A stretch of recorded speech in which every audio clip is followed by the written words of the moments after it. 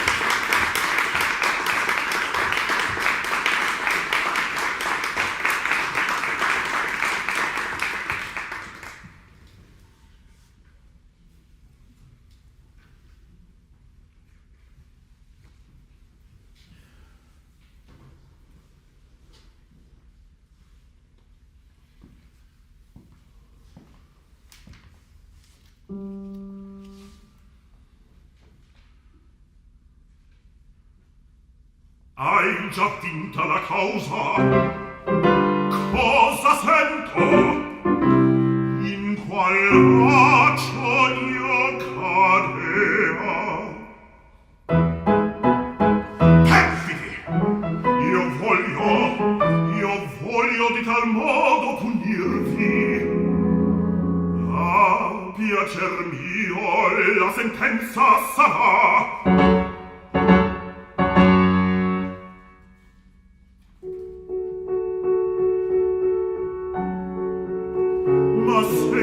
tornasse la vecchia pretendente, pagarla in qual maniera? E poi di Antonio, che a un incognito Figaro ricusa di dare una nipote in matrimonio.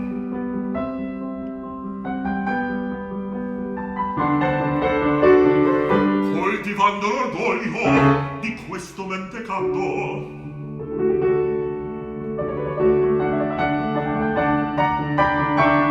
tutto giovan raggio,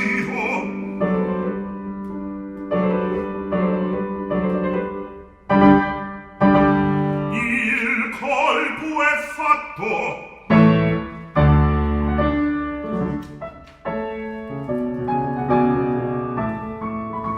Vedrò mentre io sospiro, felice un servo mio.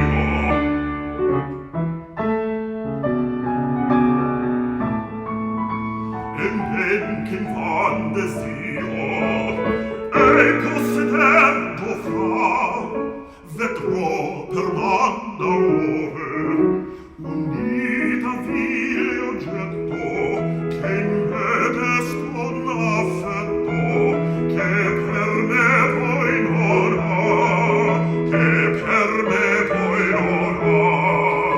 Vedrò mentre io sospiro, felice un servo mio. Vedrò mench'io desio e fugge dovrà.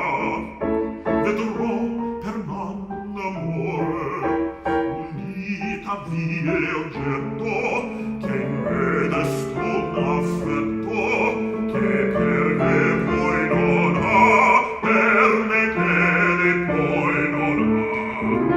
Vedrò, vedrò, vedrò. A non lasciarti in pace, non vo questo contento. Tu non nascesti audace, tu non nascesti audace per dare a me tormento, e forse ancora per ridere di mia infelicità. Già la speranza sola delle vendette mie quest'anima consola, e giubilar mi fa, e giubilar mi fa. Anche lasciarti in pace non vo questo contento. Tu non nascesti audace per dare a me tormento, e forse per ridere di mia infelicità. Già la speranza sola delle vendette mie quest'anima consola, e giubilar mi fa, e giubilar mi fa, e giubilar.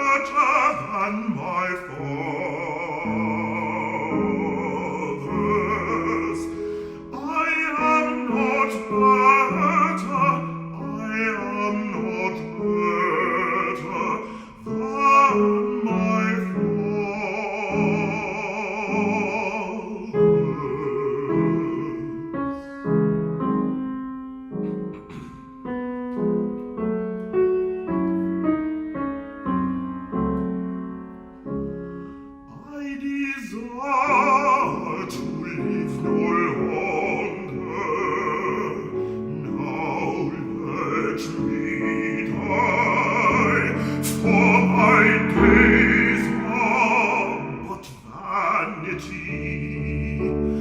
Now let me die, for my days are but vanity, but vanity.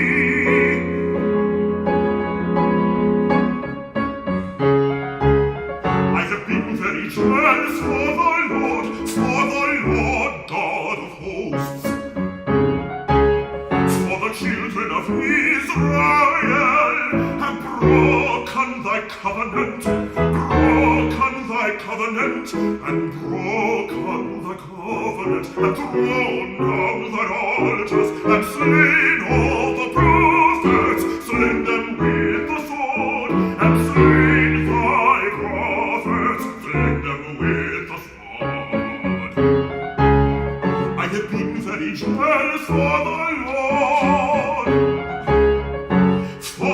Lord God of hosts, very jealous for the Lord God of hosts, and I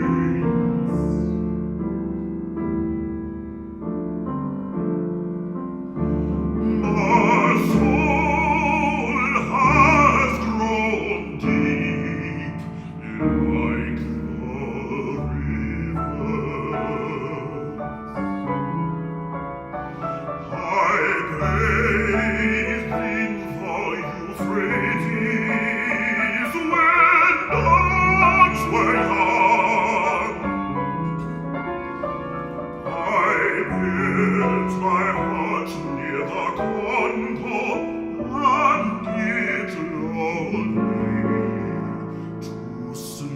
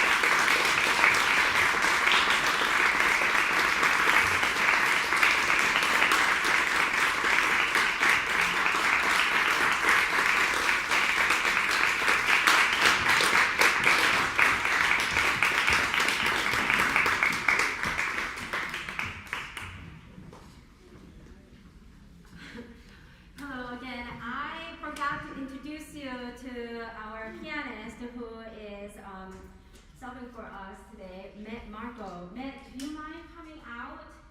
Can you hear me? Is the video hooked up in the back? We don't know. Oh, we don't know. Oh, okay. But anyhow, I just wanted to make sure that you guys are aware. Ivan's not here, so we asked Matt to do fill in, and he just has done a marvelous job. So thank you for staying in for the concert portion, and we'll take like a very. Actually, I wasn't planning on taking a break.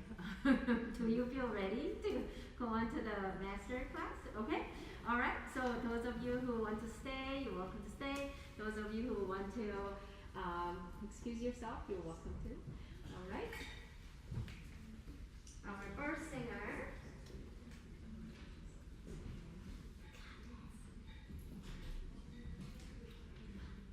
Probably should have Jaman E.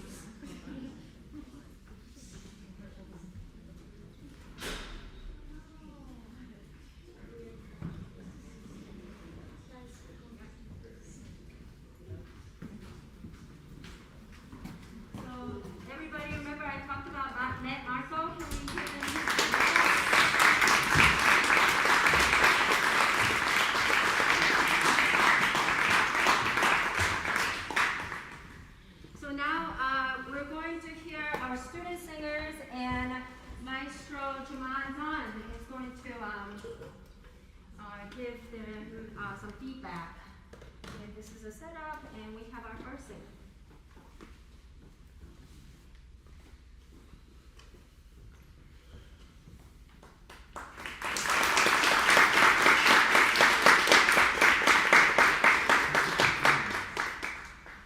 Hello, my name is Cecilia, and I will be singing I've Been in the Storm So Long.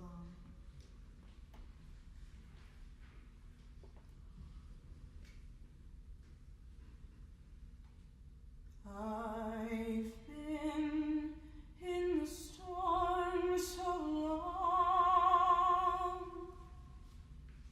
I've been in the storm so long, children.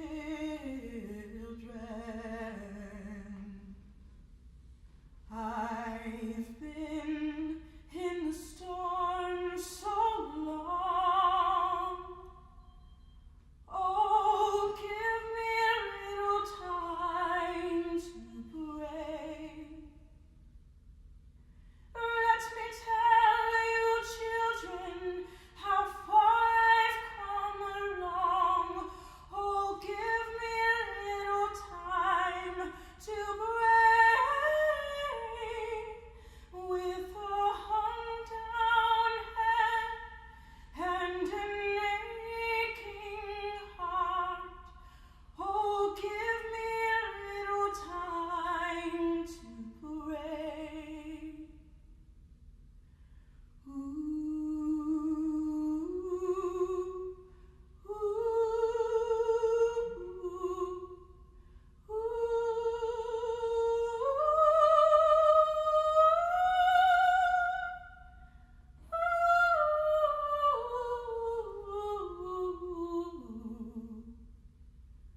I've been in the storm so long.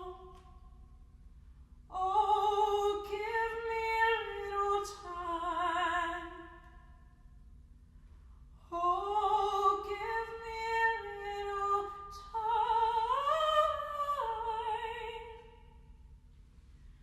to pray.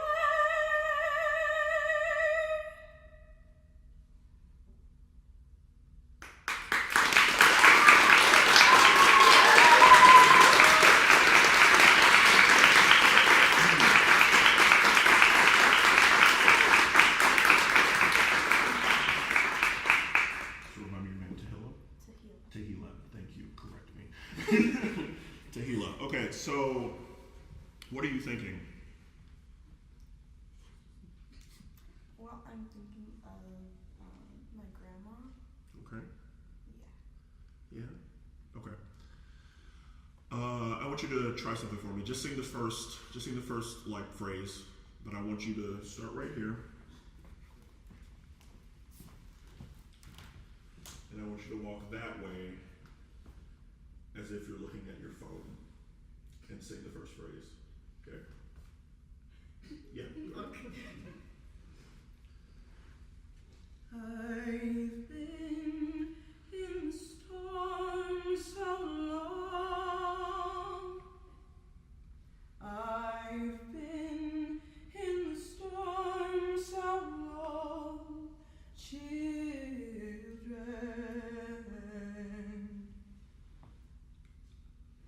I've been in the storm so long.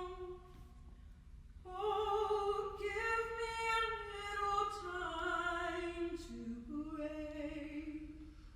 Okay, so how did that feel? Weird? Yeah. Yeah. Okay, so I want you to sing this as much as you just sang, but I want you to sit on the bench there, okay, and pretend like it's a rocking chair. Okay? I'll explain what I'm doing in a minute. Do you want me to rock? Yes.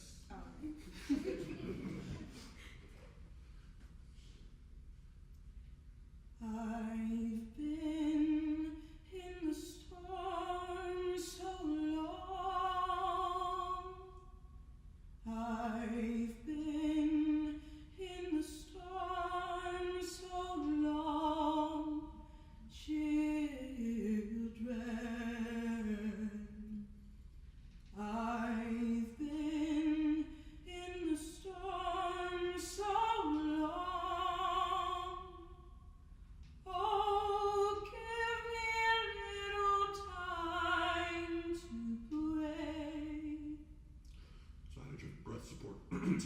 breath support feel that time versus the other two? A little less. Mm-hmm. Yeah, because you're doing things with your body and you're having a. So I want you to think about the fact that the first time that was probably sung was by somebody speaking more or less than singing. And right now you're singing phrase to phrase, and the breath is just kind of like, here's a phrase, and now here's this phrase, and now here's this phrase. So if you think about the act of rocking back and forth, it causes you to need more breath support to sing it out because your body is also doing other things. And so I want you to do it again, but I want you to sing it as if you're speaking it to somebody as opposed to singing phrases of it. Does that make sense? Okay. Do you still want me to rock? Yes.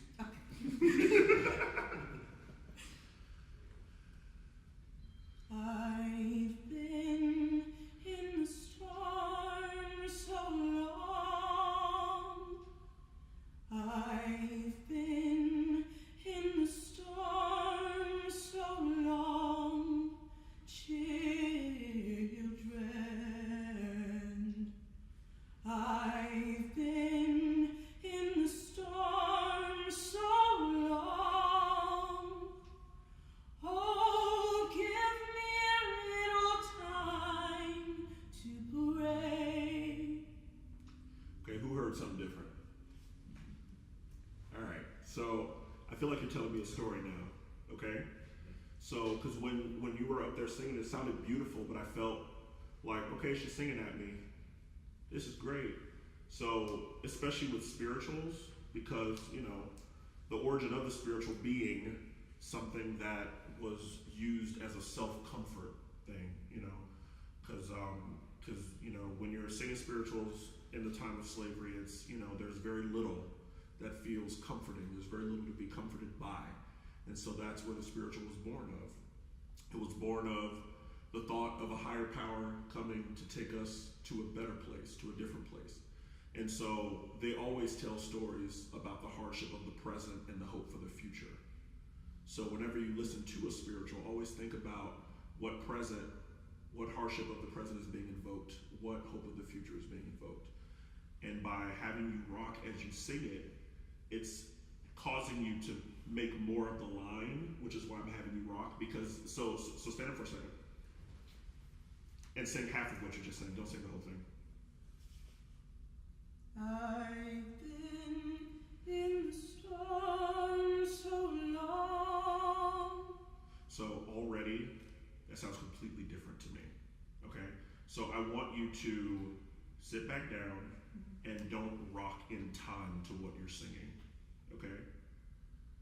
Because you've been going, I've been in the storm so long, okay? Go ahead.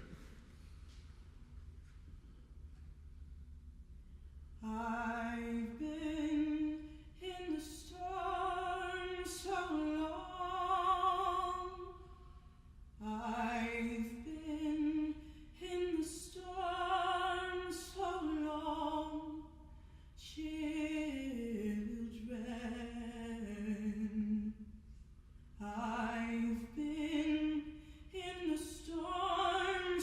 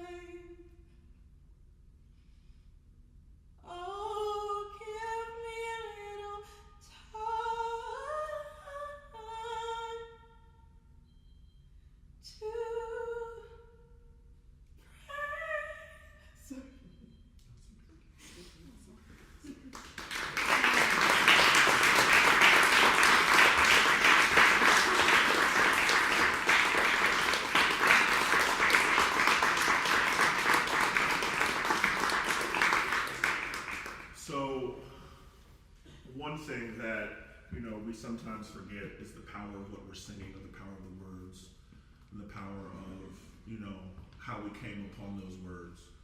The song itself has much power, but her having learned it from her grandmother just adds so much to it. And so it's very important that as we sing things, especially spirituals, especially the heritage of African Americans, it's one thing to just sing the notes and to just stand there, and say, okay, I did the thing. It's by a black person. It happened. But it's another thing to completely embody what that person was going through, what was going on, what brought them to those specific words at that specific time. And that's something that's very powerful.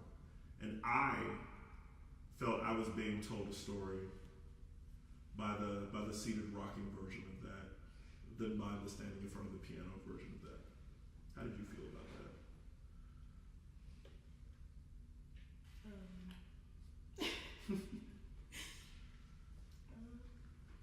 I felt more into it.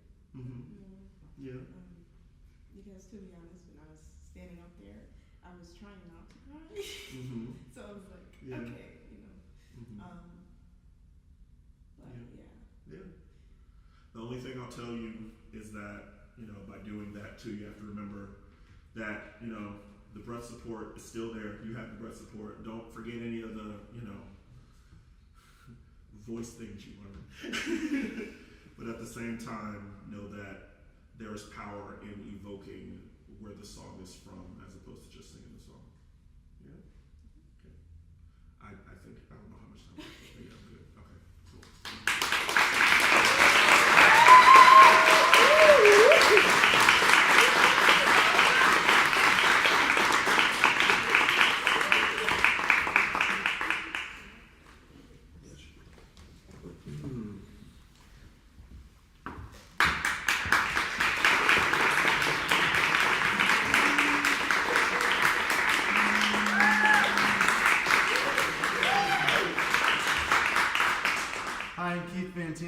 And I'll be singing Black is the Color by Jacob Niles.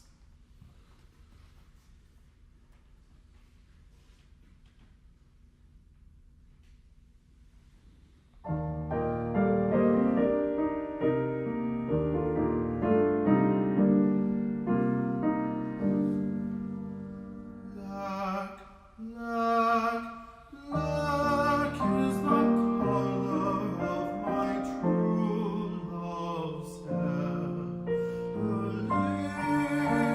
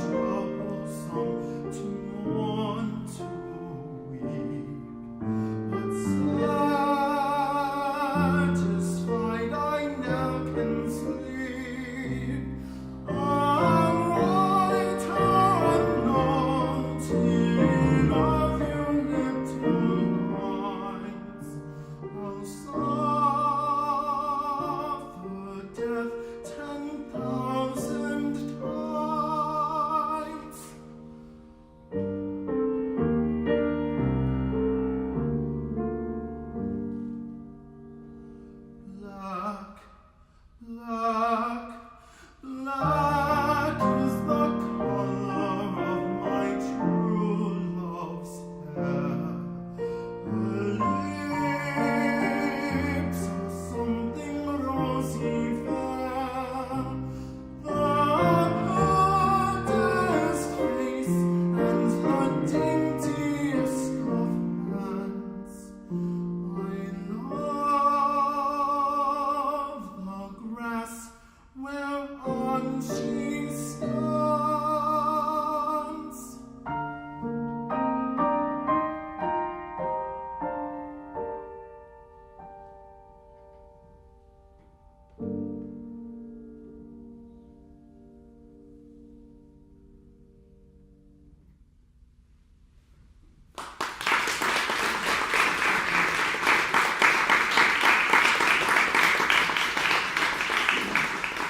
Okay, so I'm just going to talk from here for a hot second because my feet hurt. So, I was going to say something about that. So, I want you to slightly bend your knees at the very least. But what I want you to, so I'm going to try something. Start at the beginning again. Like a bar or two before you come in. Okay. Yeah. Just start at the part. Yeah. Ignore me, keep going. Black, black, black is the color of my true love's hair. Her lips are something rosy fair. The modest face See? and Okay, so stop. You know what's funny about that? You should actually move. I should? Yes. Oh. So, and that's exactly what I did. So when you're standing like this, blah, dee, dee, dee, dee, dee. So if I come up and push you, you should just kind of go, dee, dee, dee, dee. You just kind of, because what you're doing is you need to feel the ground beneath your feet, okay, or the stage in this case, and knees slightly bent. You should feel, so as my Alexander technique in grad school told me once, you are mostly water. A skeleton that you see in a biology classroom is the most inaccurate representation of our bodies, period, because our bones don't stay together like that. They just don't. They're floating in water. Okay? So thinking about that, you should never be standing like this. Yeah. So try to have a little bit of motion to you. So if I were to come do that, you should slightly move, but not because the thing is, it's if you know anything about skyscraper construction, if a skyscraper sways in the wind, it's good because it means it's not going to crack and fall over. Same thing with us. Okay? So start there again.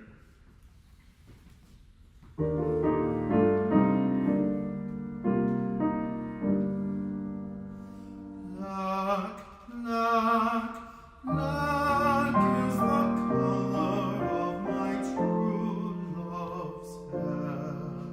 Her lips are something rosy fair. The modest face and the daintiest hands. I love the grass whereon she stands. Okay, the other thing I want to do with you is I want you to put your hand here. Okay? I want you to start over. And every time you breathe, this hand should not move. Okay. If it moves, you're not breathing deep enough. Okay. If you know what I mean. Yes. So, the way I say it, breathe from your shoes, okay? Because high clavicular breathing will be very shallow and not help you in the long run. So you see how my hand's not moving? Yeah. Yeah. So try to breathe like that. It should expand and then contract when you breathe out. Okay, so you see that? Okay. Try that. Just keep your hand up. Don't push yourself necessarily. Yeah. Just have your hands.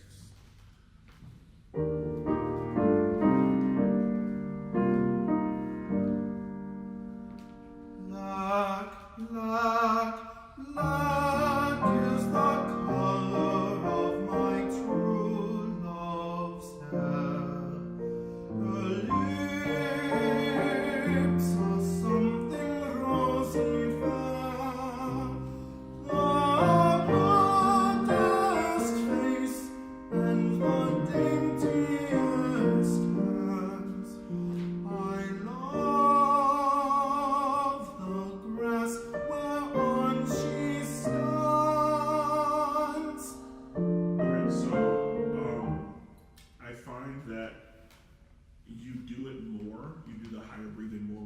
there's some high things coming.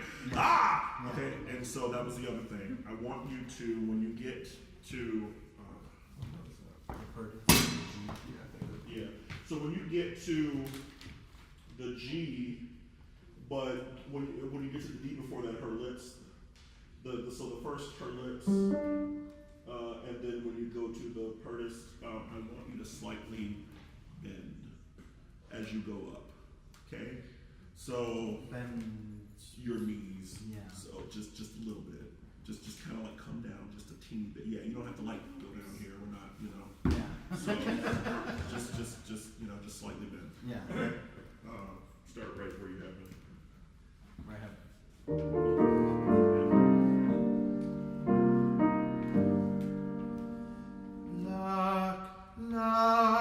Black is the color of my true love's hair. Her lips are something rosy fair. The modest face and the daintiest hands. I love the grass whereon she stands. That was the most in tune that note has been, period. Okay. So, because I feel like it was, so, they always say, when you're going for a high note, always feel as if you're reaching down to the shelf as opposed to stretching up to the shelf. And so that kind of assists the mental picture when you go down like this. Yeah. And so just do it just for the note. You don't have to stay down there, but just do it for the note and then come back up. And then every time you go in that general area, kind of come down again. Okay. So let me start where you have been. You still doing that sinking thing still? Yeah. Okay, yeah.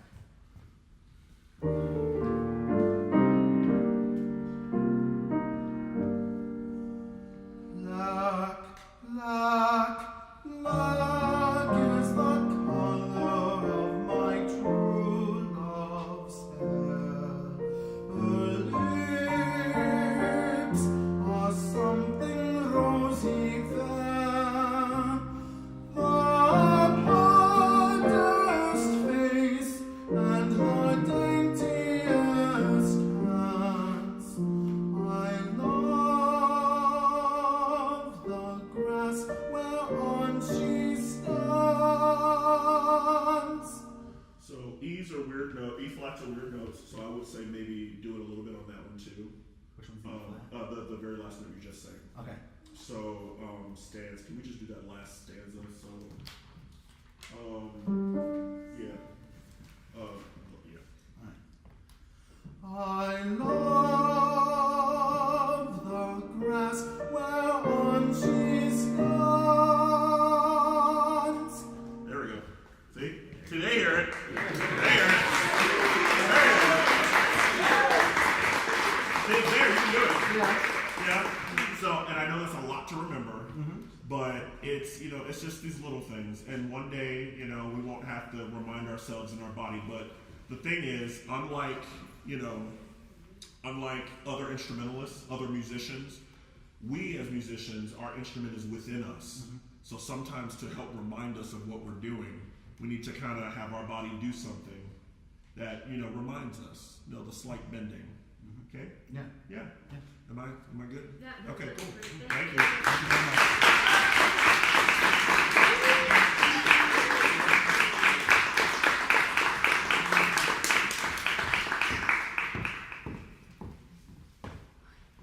Hi, my name is Jenna Agro, and I will be performing Soliloquy by John W. Work.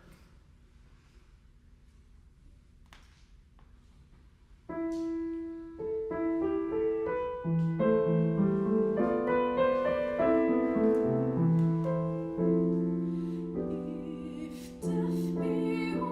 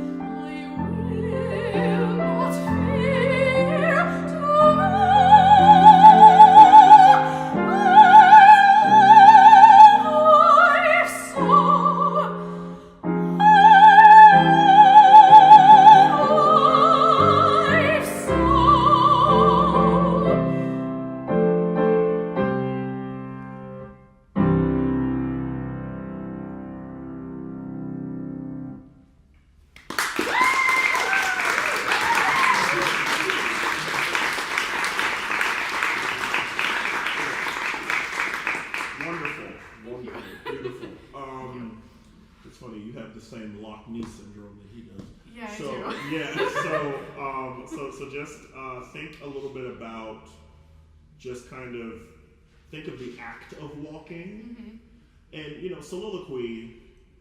I always like to think of soliloquy as a word. I always like to think of it sort of as a traveling thought, as opposed to like sitting there with a pen and paper going, I'm thinking aloud to myself right now. I like to, it's kind of like that thing where you're walking in the park and you needed to walk and you have, an AirPod in and you're like, talking to yourself because, you need to talk some things out or whatever.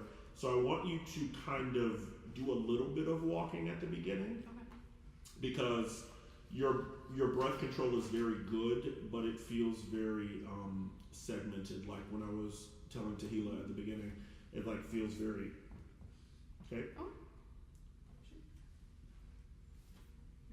So, yeah. Just beginning? Yeah, that's probably the best way. Okay, so feel free to walk in this general area.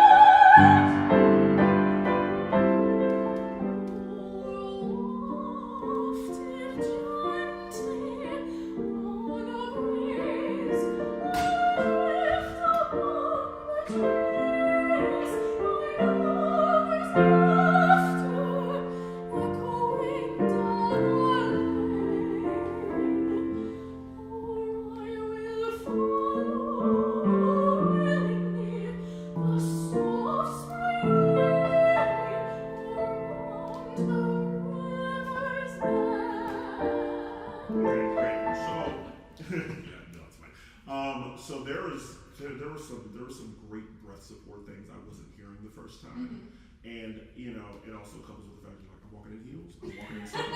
There's this death trapping on the floor. I'm breathing. So believe it or not, a lot of that is forcing this to do things that standing still does not.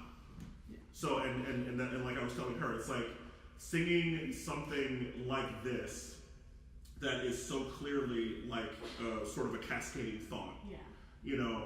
And so so that's the one thing. The other thing is so I have a policy on dynamics. It's funny, some of my choir people are here, so they know what it is. So I have a policy on dynamics.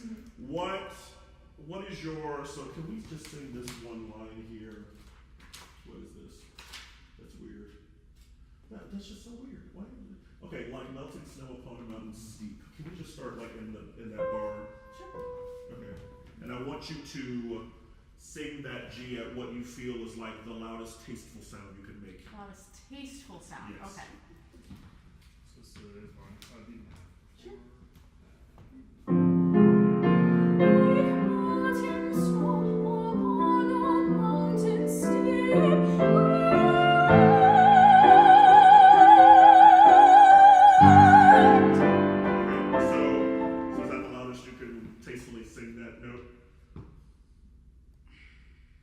You've sung it louder already.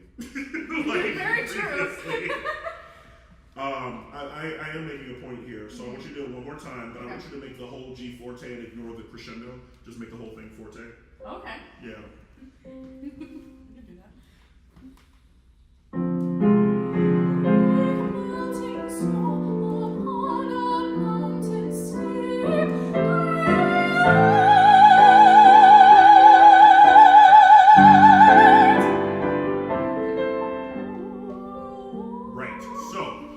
Here's the thing.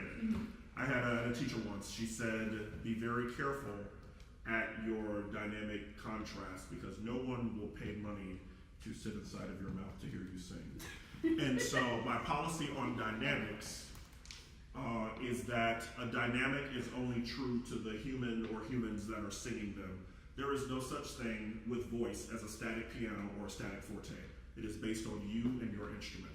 So if that is what forte is, what you're coming back in at is closer to a triple P than anything else. Okay. Right. Yeah. So let's do that line again as printed, and then coming in on that next note after, at what would be a piano.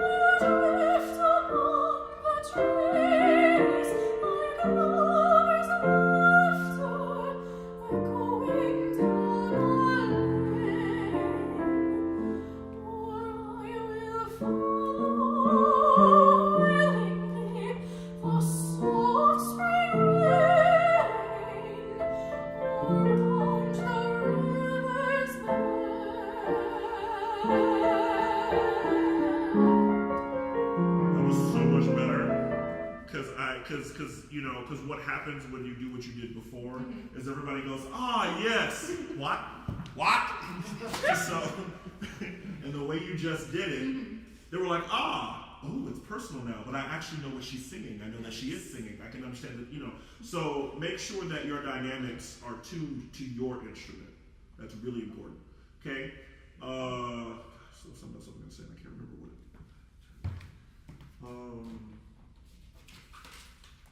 Right. Okay. So this last bit is very much a just kind of like declaration of like how you feel, and it felt very static, if we say it. So can we start right where we stopped? So this is If Death Be Only the recap. Yeah. That's it.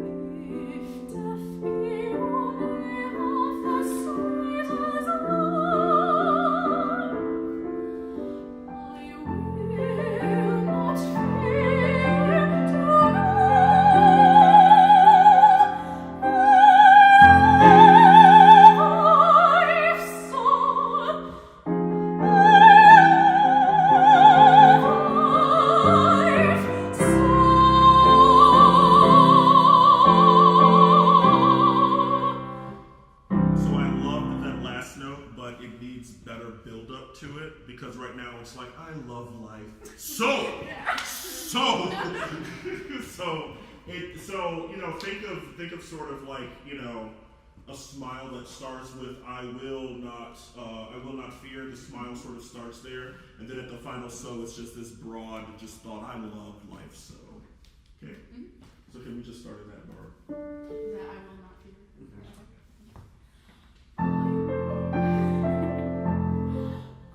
I'm so sorry. I got you.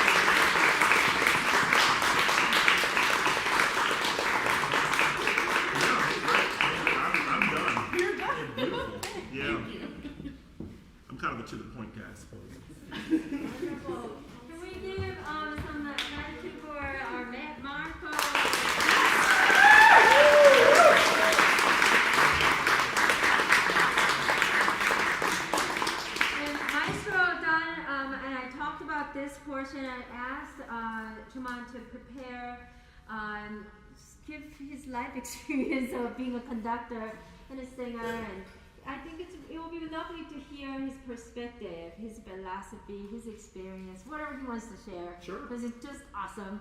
So I hope you enjoy his little dialogue with us. Okay? Yeah, of course. If at any point you have a question, you can do one of these things or say, sir, or yo.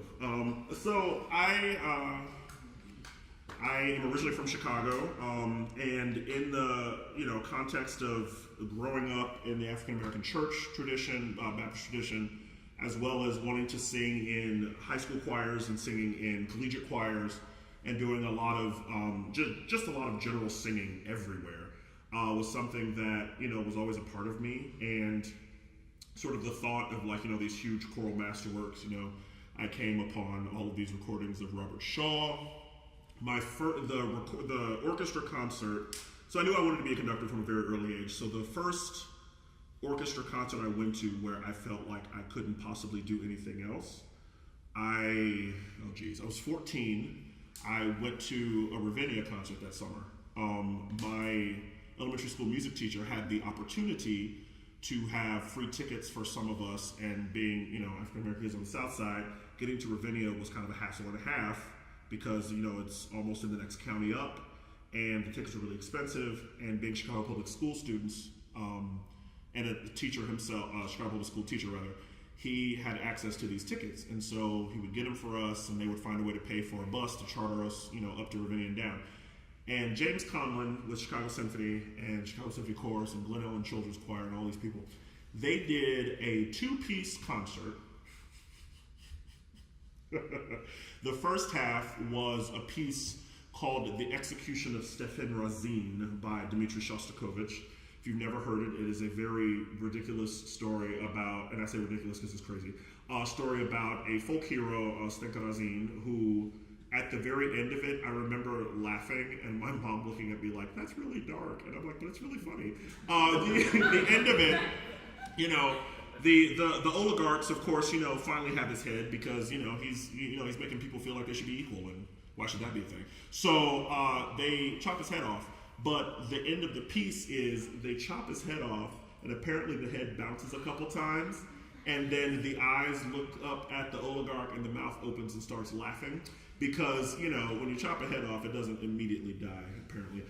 I wouldn't know, but anyway, that's the end of the piece. That's how the piece ends. So you're just the audience is like, oh my god, and so intermission, go to the bathroom, and then we came back and they did Carmina Burana. So it was just one of those things where 2 huge pieces of the repertoire, and it was just all of this sound coming at me, and I was like, I have to stand in front of this, and so I then tried to do different things, and unfortunately, there were a lot of conductors that were trained one way and not the other. So a lot of times when I wanted to do these choral orchestral masterworks, I would have orchestral conductors that really didn't know how voices worked and try to treat them as instruments, which does not work, as I said earlier, just does not work.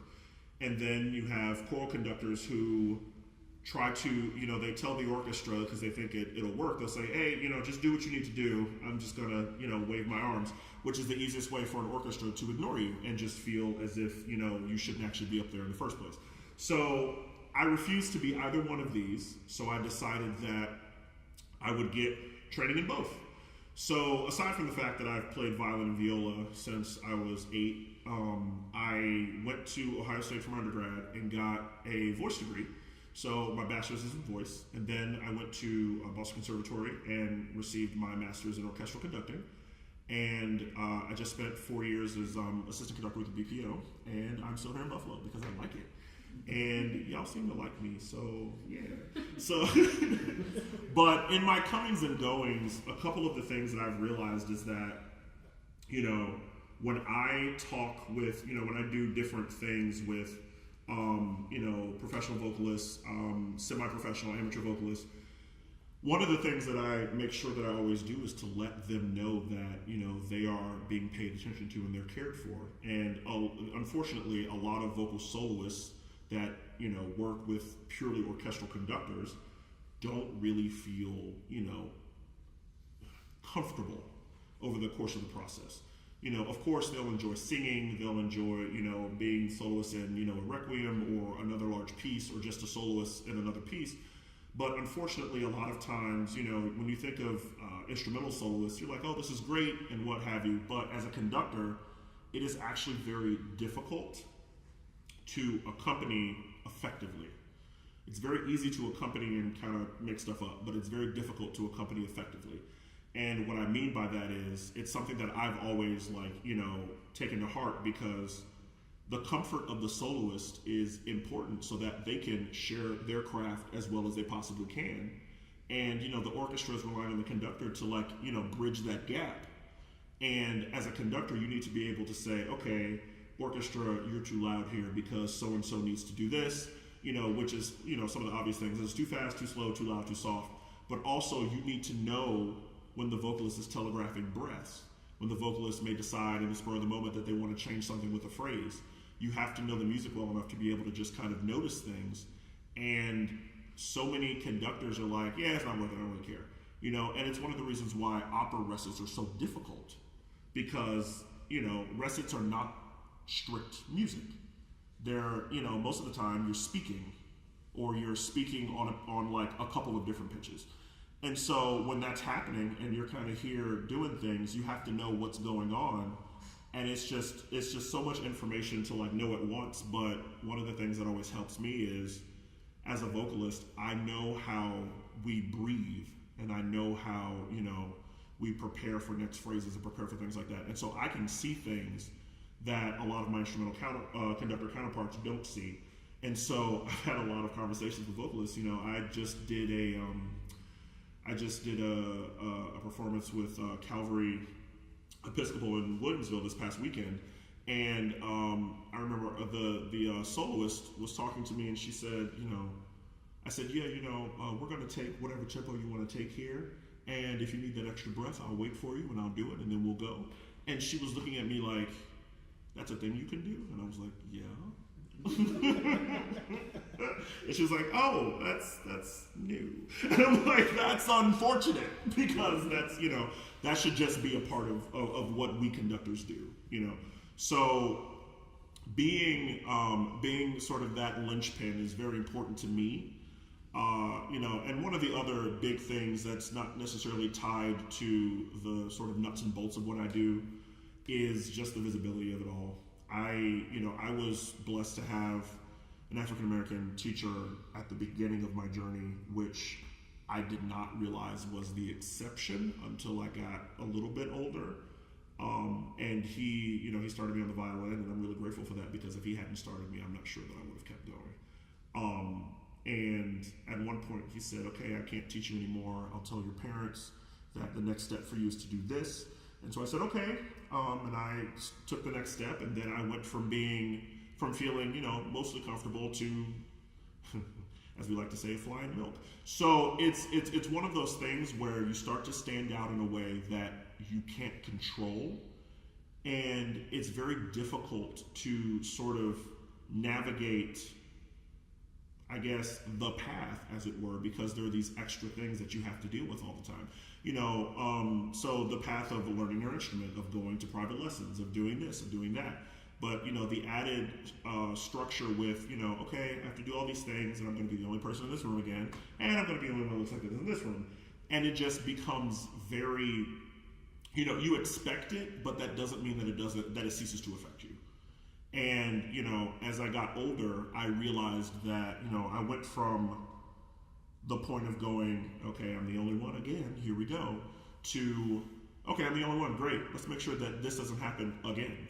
And it's really important to me to make sure that I do everything that I can to ensure that me being the only one in the room, or, me being in a room where there are like only two people of color, is the last time it happens. So that's one of the reasons why I'm staying in Buffalo, because I feel such a call to the community and such a call to the work I've been doing here, and it's really important to me. And a lot of people have come up to me and said, hey, you're doing some things that we didn't know could be done. And I was like, great, I'm gonna keep doing them, so that one day when I'm not here, it doesn't just stop. So the whole reason why I do things because I tell people all the time, whenever I am a part of organizations, I'm a part of structures that need to change, my goal is to help it along so that when I leave, the change doesn't stop or the progress doesn't stop.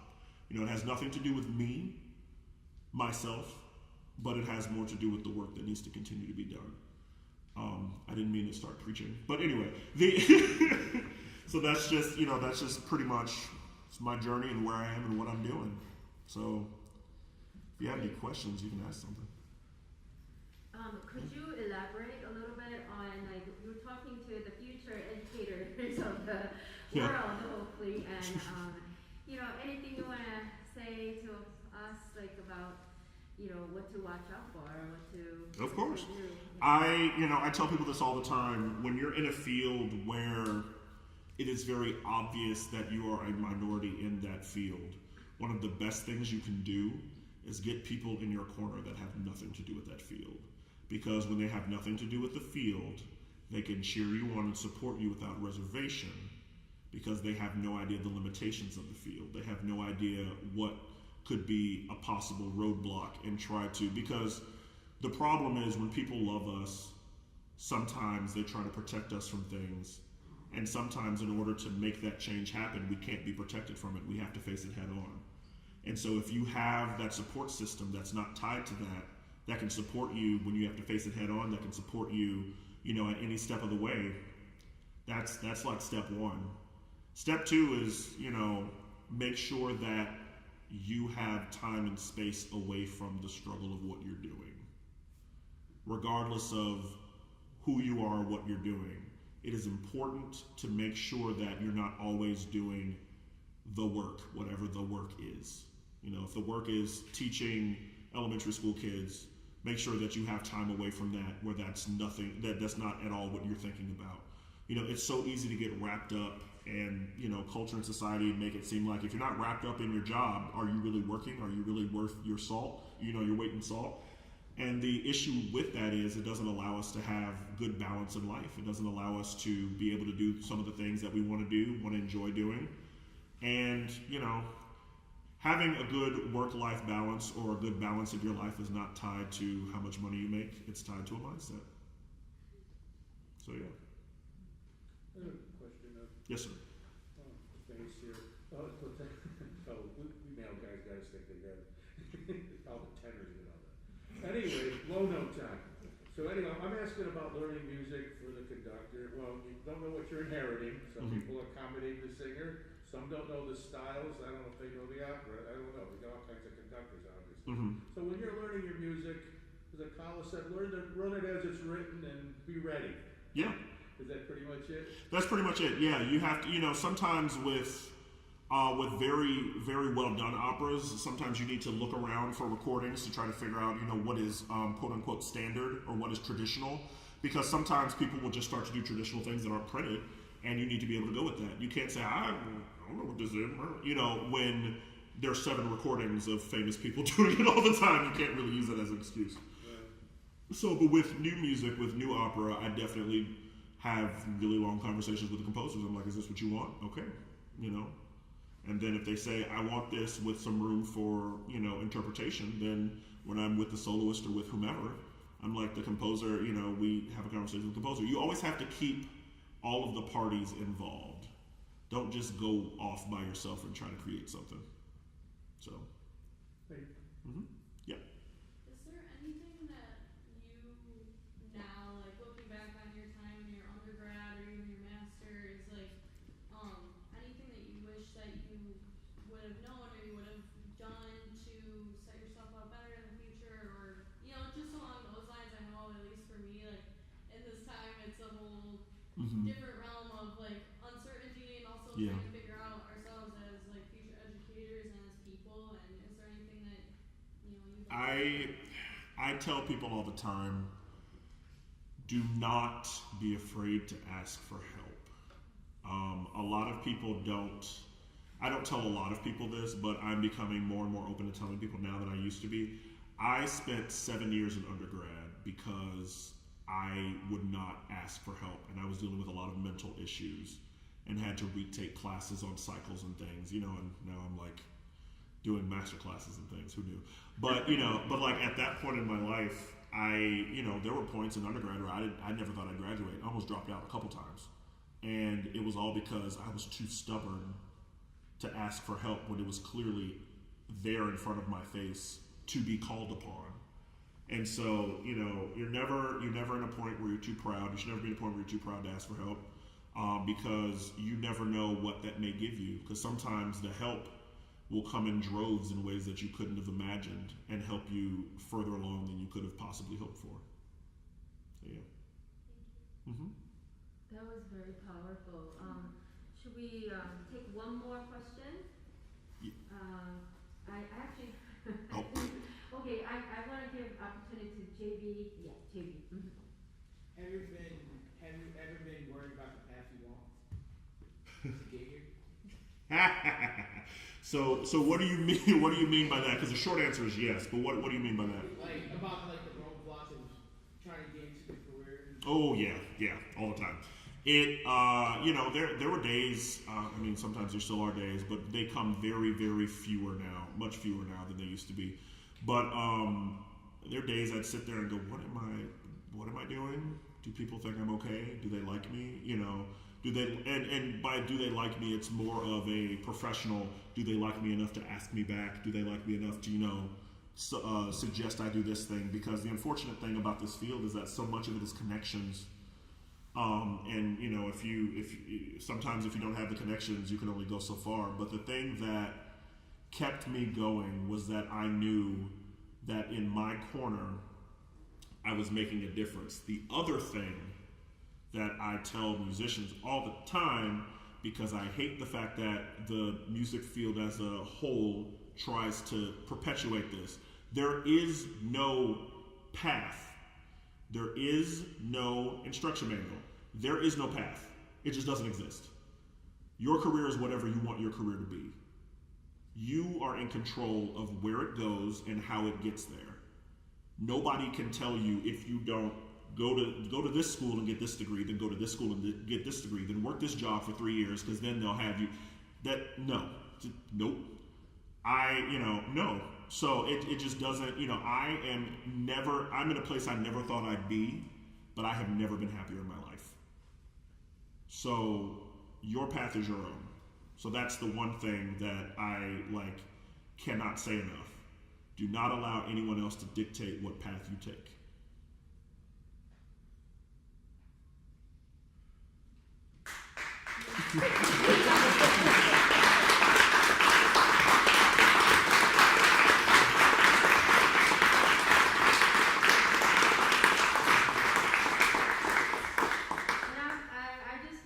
This is so great to see all these wonderful students asking and connecting with you.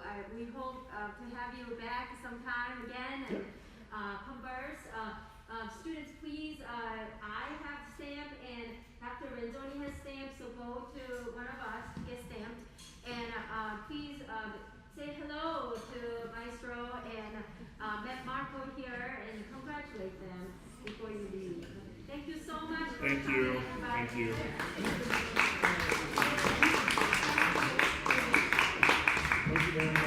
Yeah, it's good to hear you. Yeah, see you again. Yeah. I was wondering if you need to reply. Yeah, right. Yeah. It's really funny because